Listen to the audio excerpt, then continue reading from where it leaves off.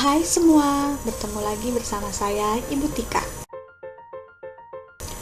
Kali ini kita akan membahas mengenai materi menyusun teks laporan hasil observasi. Setelah kalian menonton video ini, kalian akan mengetahui mengenai teks laporan hasil observasi. Nah, teks laporan hasil observasi sangat penting untuk kalian pahami, karena dalam pelajaran sehari-hari kalian pasti akan sering bertemu dengan kegiatan-kegiatan tentang observasi. Nah, mari kita langsung saja bahas mengenai teks laporan hasil observasi. Pengertian teks laporan hasil observasi. Observasi atau biasa disebut dengan kegiatan mengumpulkan data atau informasi melalui pengamatan langsung atau peninjauan secara cermat di lapangan. Nah, teks laporan hasil observasi itu berisi penjabaran umum mengenai sesuatu yang didasarkan pada hasil kegiatan pengumpulan data yang diamati secara langsung. Bentuknya berupa teks, bukan berupa lisan atau biasa berupa tertulis. Nah, tujuan dari kegiatan ini untuk memperoleh informasi tentang tingkah laku, keadaan, kondisi, atau situasi dari objek yang diteliti. Informasi yang terdapat dalam teks laporan hasil observasi merupakan fakta yang ditemui pada objek yang diamati. Ingat bahwa fakta adalah peristiwa yang benar-benar terjadi. Fakta menunjukkan kebenaran informasi. Fakta merupakan pernyataan yang tidak pernah terbantahkan kebenarannya.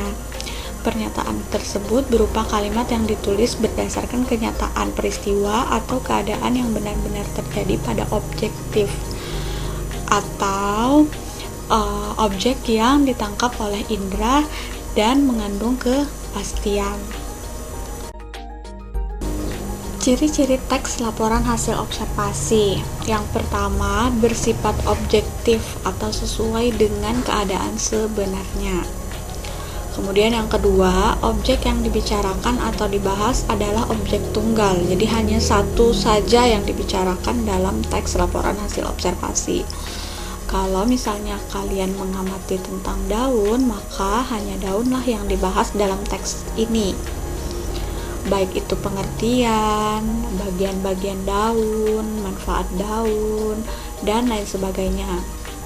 Kemudian yang ketiga, ditulis secara lengkap dan sempurna. Ingat bahwa setiap teks itu harus ditulis secara lengkap dan sempurna agar apa yang kita sampaikan dapat bermanfaat kepada orang banyak.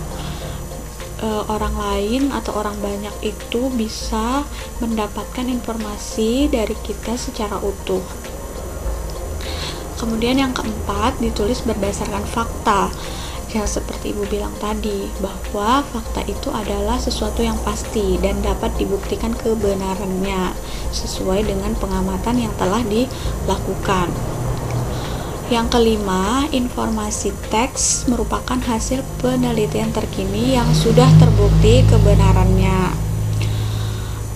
Terakhir, tidak mengandung prasangka, dugaan, atau pemihakan yang menyimpang atau tidak tepat, karena teks laporan hasil observasi itu ditulis sesuai dengan keadaan sebenarnya dan sesuai dengan pengamatan yang ada berdasarkan fakta-fakta yang ada. Interpretasi teks laporan hasil observasi atau menafsirkan teks laporan hasil observasi dapat dilakukan dengan cara menyimpulkan teks laporan hasil observasi. Simpulan adalah rumusan akhir tentang sesuatu. Simpulan disusun berdasarkan pemahaman atau penarikan kesimpulan kita terhadap keseluruhan isi teks. Nah, langkah-langkah menyimpulkan teks laporan hasil observasi itu yang pertama adalah pahami dulu isi teksnya. Kemudian yang kedua, menemukan pokok-pokok informasi dalam teks laporan hasil observasi seperti yang kalian pelajari pada minggu lalu. Nah, setelah pokok-pokok informasi ini dikumpulkan, baru kembangkanlah pokok-pokok informasi itu ke dalam satu atau dua paragraf. Struktur teks laporan hasil observasi atau bagian-bagian dari teks laporan hasil observasi. Yang pertama ada definisi umum. Nah, definisi umum ini merupakan pembukaan atau biasa berisi mengenai pengertian tentang sesuatu yang dibahas di dalam teks atau pengertian objek yang dibahas di dalam teks. Kemudian yang kedua, definisi bagian. Definisi bagian ini merupakan bagian yang berisi tentang ide pokok dari setiap paragraf. Biasanya penjelasan-penjelasan rinci. Kemudian yang ketiga, definisi manfaat. Definisi manfaat merupakan bagian yang berisi penjelasan manfaat dari sesuatu yang dilaporkan atau sesuatu yang diamati. Biasanya ini berisi tentang benda mati atau objek mati. Nah, mari kita perhatikan contoh teks laporan hasil observasi berikut. Ingat bahwa teks laporan hasil observasi itu objek yang diteliti, objek yang diamatinya hanya satu. Nah, berikut adalah contoh teks laporan hasil observasi mengenai jengkol. Nah, tadi sudah dijelaskan bahwa struktur atau bagian dari teks laporan hasil observasi itu ada 3. Yang pertama, definisi umum.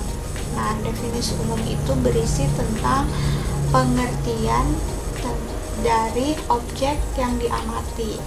Nah, di sini sudah jelas terlihat bahwa ada pengertian dari jengkol atau dari pengertian dari objek yang diamati.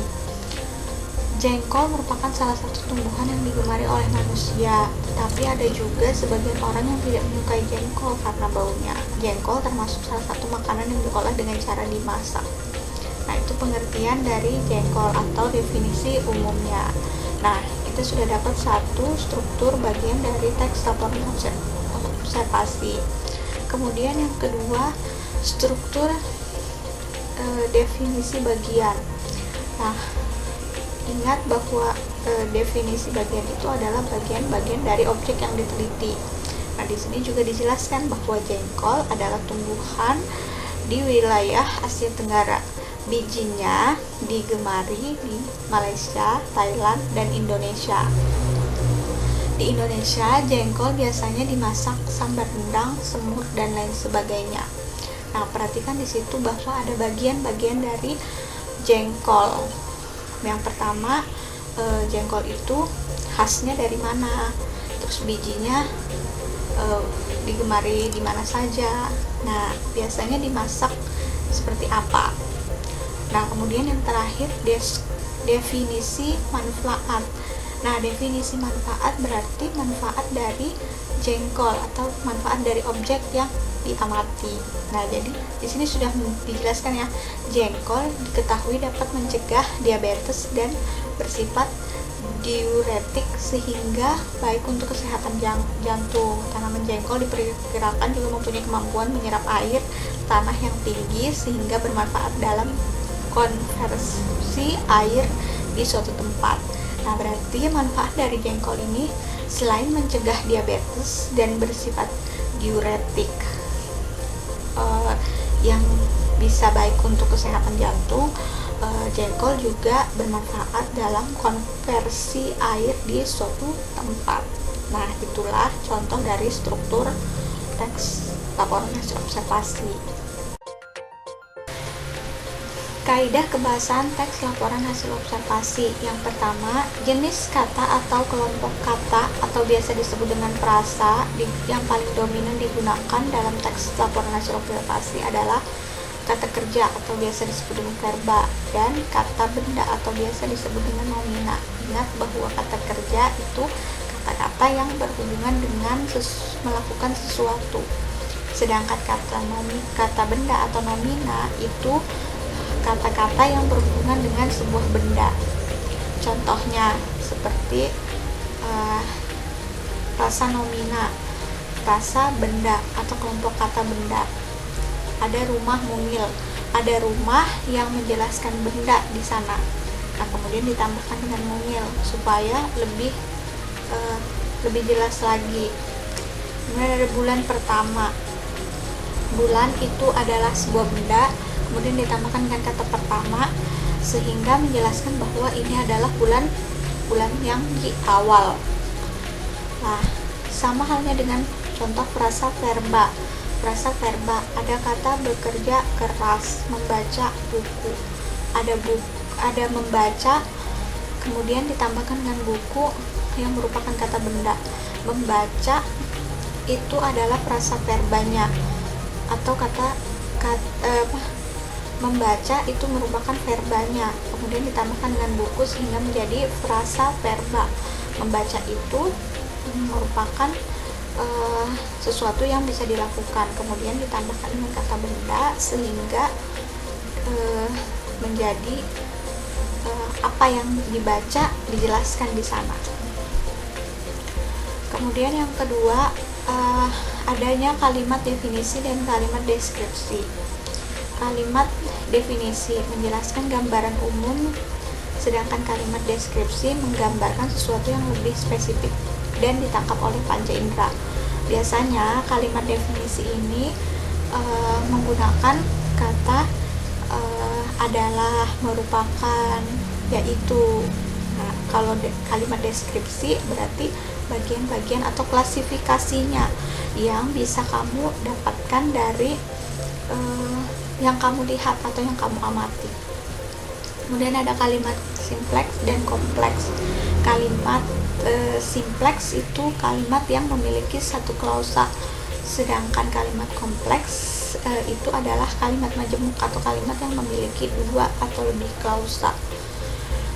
Nah, kalimat kompleks dibagi lagi menjadi dua, kalimat majemuk setara dan kalimat majemuk bertingkat. Kalau kalimat majemuk setara itu memiliki dua klausa yang setara, sedangkan kalimat majemuk bertingkat itu memiliki klausa ganda yang tidak sama atau berada di bawah fungsi utama suatu kalimat. Penyusunan teks laporan hasil observasi. Sebuah tulisan atau teks itu biasanya terdiri dari satu gagasan pokok dan beberapa gagasan-gagasan penjelas. Seperti yang sudah Ibu jelaskan kemarin, setiap paragraf itu memiliki satu gagasan pokok dan beberapa gagasan-gagasan penjelas. Sebelum menyusun teks laporan hasil observasi, yang kamu lakukan harusnya adalah menentukan gagasan pokok dulu. Nah, setiap gagasan pokok tersebut kemudian dikembangkan menjadi satu paragraf. Langkah-langkah menyusun teks laporan hasil observasi. Yang pertama, menentukan topik masalah yang akan diamati atau diteliti. Ingat bahwa dalam teks laporan hasil observasi yang diamati atau yang diteliti itu hanya satu objek saja, berarti satu topik saja yang harus diangkat. Kemudian yang kedua, merencanakan cara menyelesaikan masalah. Ketiga, melakukan pengamatan sesuai dengan masalah yang ditentukan. Jadi sebelumnya kita temukan dulu masalahnya apa dalam satu objek tersebut, kemudian diamati masalah tersebut supaya nanti masalahnya bisa dapat penyelesaiannya. Kemudian yang keempat, meneliti ulang hasil pengamatan. Siapa tahu ada yang kurang. Kemudian yang kelima, membuat kerangka laporan hasil observasi yang tadi seperti Ibu bilang, dibuat dulu gagasan pokoknya setiap paragraf, baru disusun menjadi satu paragraf. Jadilah teks laporan hasil observasi. Dan yang terakhir, membenahi laporan yang sudah kalian buat. Siapa tahu masih ada yang kurang, maka diperbaiki. Nah, sekian pembahasan kita mengenai teks laporan hasil observasi dan cara penyusunannya. Semoga kalian mengerti dan video ini bermanfaat untuk kita semua.